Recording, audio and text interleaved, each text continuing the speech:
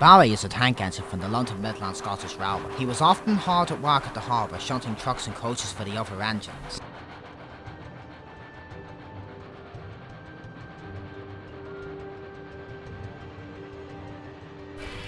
Sometimes other tank ensigns did shunting duties at the harbour as well, as the harbour was often very busy, and the work would have been too much for Barry to do alone. Barry hardly ever got the chance to speak to most of the tank ensigns that came to the harbour, and as a result he only knew one of them. She was called Guinevere, and Barry enjoyed speaking to her whenever he got the chance.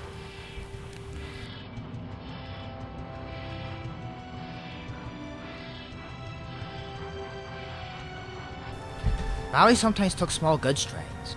He liked this job best of all because he got to admire the beautiful countryside, and he liked to escape from the hustle and bustle at the harbour, since it was often noisy and very crowded.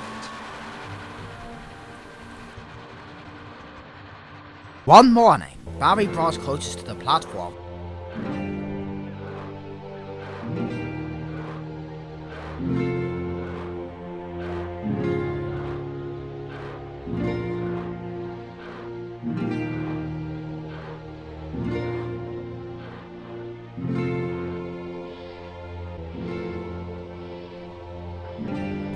He was then uncoupled and ran alongside to await further instructions.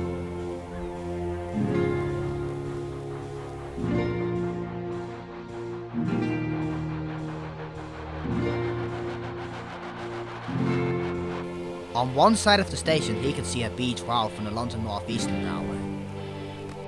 Lord Rathmore should be here soon. Barry thought about this and said, "Thank God it isn't one of those A3s over there." What do you mean? Sometimes when you're taking a break and I'm sitting in a siding, Lord Rathmore or any of our express engines will get into a debate with one of those A3s, and you can never get him to shut up. Lord Rathmore's a good sort really. He's always been there for me when I needed him. But those A3s, they disgust me. Barry's driver nodded.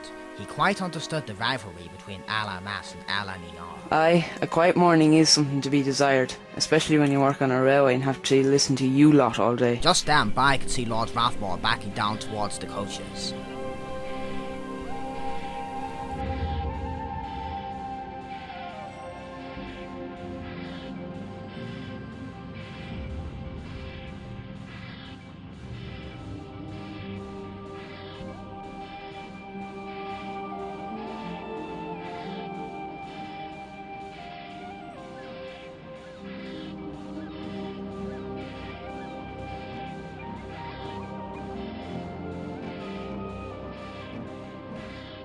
Since you sometimes take the express to London, I was wondering if you've seen the new streamlined engines on our railway. I heard some of them have been seen around there, but I haven't actually seen any myself. Yes. I was impressed with the new streamlined engines we have. I saw one of them at London. The driver told me they were built to haul the Coronation Scot. It's an express train that runs between London and Glasgow. Before Barry could ask any other questions, the nearby B12 interrupted. Oh, I know those engines have upside-down bottoms, not a good and proper shape like our A4s. When it comes to speed and luxury, you can't compete with us. The B12 puffed out of the station before Lord Rathmore could reply. Perhaps it was lucky for the B12 that none of the streamlined engines were there to hear his rude remark. Oh well, if he tried to haul an express train, I imagine he would break down as soon as he cleared the platform. By the time Barry remembered what he was going to ask, Lord Rathmore had to leave. As Lord Rathmore cleared the station, Barry could see the Yardmanager coming towards him. I guess I'm gonna have to ask him about those engines later. Curse that B12. Barry, I need you and another engine to take a goods train to the junction. Another engine? The train will be too heavy for you to pull on your own, so yeah, you and another engine will be double-heading it, and after that, you'll be taking some new fish vans back here on your own. We need them for tomorrow, as the other ones are in need of repair. What happened to the other fish vans? When an engine was taking them up the hill, one of the couplings broke, and then the vans rolled down the hill, and the nearby town got an unexpected delivery. Need I say more? No. Barry was hoping the engine would be Guinevere, but he was disappointed when he saw a tank engine he had never seen or spoken to before coming towards them.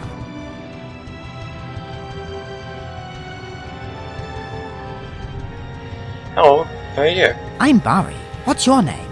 I've never seen you before. Frank, you sort of point at the obvious. You aren't familiar to me either. What is your name? Don't blow your stack already. I'm just loving this with you. I'm Tom. I used to work at a yard in Glasgow. Nice to meet you, or what's left of you. Barry was in a bad temper. He was still thinking about what the B-12 had said earlier on. No wonder. I'm sure the people of Glasgow were glad to see you go. Tom didn't take much notice, he just laughed. Oh, good comeback. What'd you say we get started? Yeah, you two better get to work. You haven't got all day, you know. The two engines were coupled to the train. Tom was in front. Barry was quite annoyed about this. All the same, Barry was glad he wasn't moving the train on his own because he knew it would be too heavy. But it didn't stop him from complaining. Ack! How can I have made a view with him in the way? Barry, just shut up. Come on, pull harder. I don't have to move this train on my own. Try not to break down. The last thing I want is extra weight.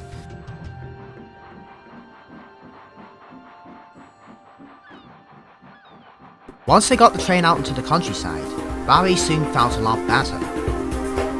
Both engines had to work very hard, and Barry was glad of Tom's help. And not only that, his first impression of Tom had changed altogether.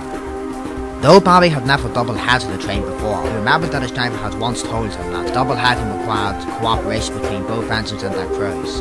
Barry never really understood why, but he wasn't willing to find out.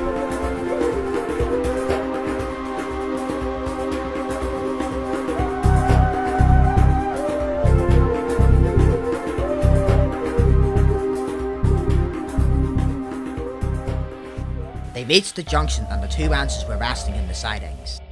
Barry wanted to speak to Tom, but he didn't because something seemed to be bothering Tom. There was a long silence, but Tom eventually spoke. You did better than I thought. I just wish things didn't go wrong the last time. Hey, wait! What happened? There came no reply. Barry was left in suspense. All he could do was watch Tom leave.